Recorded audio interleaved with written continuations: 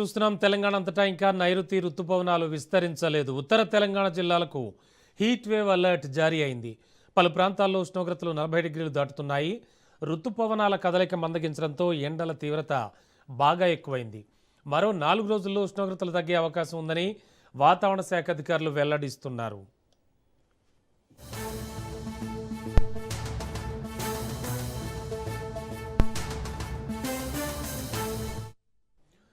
బ్రేకింగ్లో చూస్తున్నాం తెలంగాణ అంతటా ఇంకా నైరుతి రుతుపవనాలు విస్తరించలేదు. దీంతో ఉత్తర తెలంగాణ జిల్లాలకు హీట్ వేవ్ అలర్ట్ జారీ అయింది.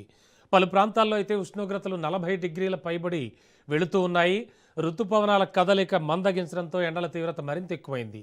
మరో 4 రోజుల్లో ఉష్ణోగ్రతలు తగ్గే అవకాశం ఉందని వాతావరణ శాఖ అధికారులు వెల్లడిస్తున్నారు.